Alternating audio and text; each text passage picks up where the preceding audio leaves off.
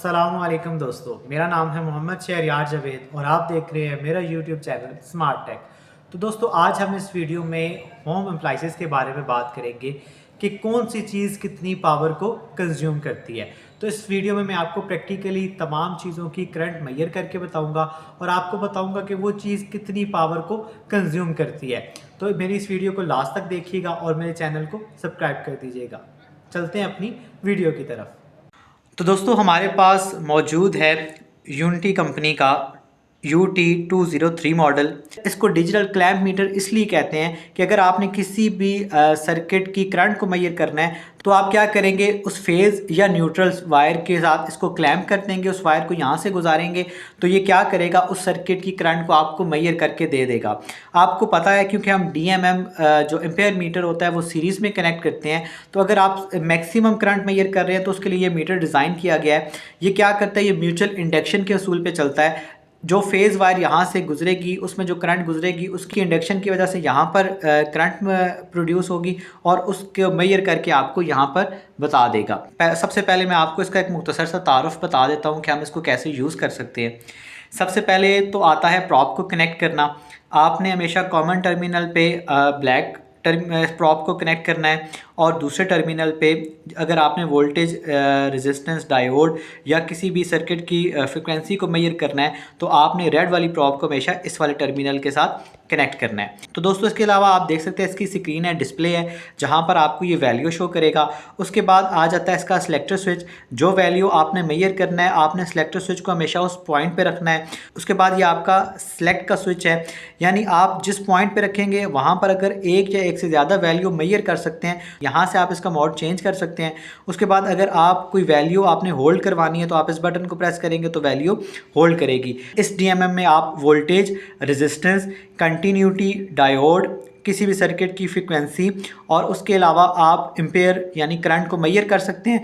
इस जो DMM की रेंज है वो 1 एम्पेयर से लेकर 400 एम्पेयर तक आप इस DMM में करंट मेजर कर सकते हैं। अगर आप सेलेक्टर स्विच इस पॉइंट पे रखेंगे तो ये DMM 40 ampere maximum current AC और DC करंट मेजर करेगा और अगर ये सेलेक्टर स्विच आप लास्ट वाले पॉइंट पे रखते हैं तो ये DMM 400 AC और DC करंट मेजर करेगा।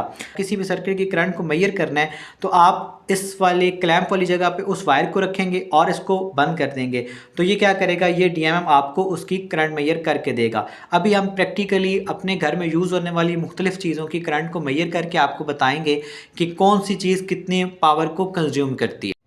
तो दोस्तों, हमारे पास मौजूद है यूनिटी कंपनी का, आप देख सकते हैं UT203 मॉडल।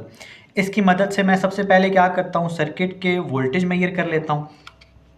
ब्लैक वाली प्रॉप को हमेशा कॉमन टर्मिनल पे आपने कनेक्ट करना है और रेड वाली प्रॉप को आपने हमेशा दूसरे टर्मिनल पे कनेक्ट करना है। सिलेक्टर स्विच अभी ऑफ पोजीशन पे है।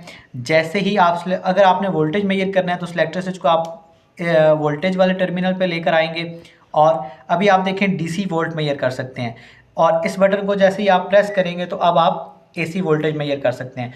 तो हमारे पास अभी वापडा की तरफ से जो वोल्टेज आ रहे हैं हम उनको मेजर करते हैं।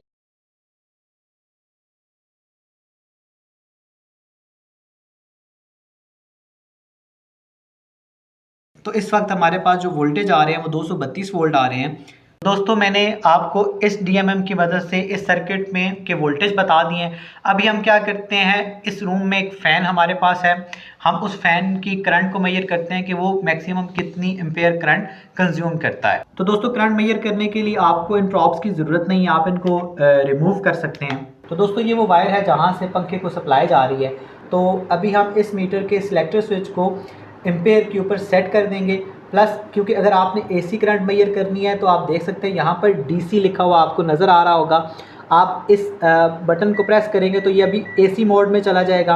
अभी आप ये वो वायर है जहाँ से इस पंखे को करंट जा रहा है, फेज़ वायर है। अभी हम इसके ऊपर इसको क्लैंप करेंगे तो ये DMM आपको इसमें कंज्यूम होने वाली करंट की वैल्यू को बता देगी। तो दोस्तों, आप देख सकते हैं यहाँ पर जो पंखा है इस टाइम 0.4 एम्पेयर करंट कंज्यूम कर रहा है। तो इसके जो वोल्टेज थे, सर्किट के वोल्टेज हमने मेजर किए थे वो 230 वोल्ट थे और इसमें जो कंज्यूम होने वाली करंट है वो 0.4 एम्पेयर है। तो किसी भी सर्किट की अगर आपने पावर मालूम करनी है या उस चीज़ की आपने पावर कंजम्पशन को निकालना है तो वोल्टेज और करंट को मल्टीप्लाई किया जाता है। अगर आप करंट और वोल्टेज को आपस में मल्टीप्लाई करेंगे तो वोल्टेज की वैल्यू 230 है, करंट की वैल्यू 0.4 एम्पेयर है। अगर आप इस टाइम इनको मल्टीप्लाई करेंगे तो ये तकरीबन 92 या 93 वाट बनेंगे। तो इस टाइम ये जो पंखा पावर कंज्यूम कर रहा है वो तकरीबन 93 वाट कंज्यूम कर रहा है। तो दोस्तों हमारे घरों में जो सबसे ज़्यादा पावर कंज्यूम की जाती है, आई थिंक वो ये समझा जाता है कि जो आयरन है वो सबसे ज़्यादा पावर कंज्यूम करती है। तो चलिए दोस्तों देखते हैं कि ये हमारे पास एक आयरन, हम इसको ऑन करते हैं और इसकी करंट रेटिंग को चेक करते हैं कि ये आयरन कितने एम्पेयर करंट लेती है। तो हमारे पास ये फेज़ वायर है जो कि हमने स्विच को दी हुई है और हमने यहाँ पे आयरन को कनेक्ट किया हुआ है। अभी हम स्विच को ऑन करते हैं और इसके ऊपर क्लैम्प करके मीटर को देखते हैं कि हमारी आयरन कितने एम्पेयर करंट कंज्यूम करती है। तो सबसे पहले हम क्या करते हैं, एम्पेयर मीटर को इसके साथ क्लैम्प कर लेते हैं और स्विच को ऑन करते हैं। हमारे पास ये जो आयरन इस टाइम करंट कंज्यूम कर रही है 4 एम्पेयर है और इस सर्किट के जो वोल्टेज है वो 230 है। जब आप इनको आपस में मल्टीप्लाई करेंगे तो ये तकरीबन 1000 वाट कंज्यूम करती है। यानी हमने इसका जो टेम्परेचर है बिल्कुल हाई रखा है और इस टाइम आप देख सकते हैं जो वो, और जैसे जैसे आयरन गर्म होगी तो देखेंगे आप करंट की वैल्यू क्या होगी, कम होना शुरू हो जाएगी। और जैसे ही आयरन गर्म हो जाएगी तो क्या करेगा, उसका जो थर्मोस्टेट होता है वो ट्रिप कर जाएगा और यहाँ पर वैल्यू 0 हो जाएगी।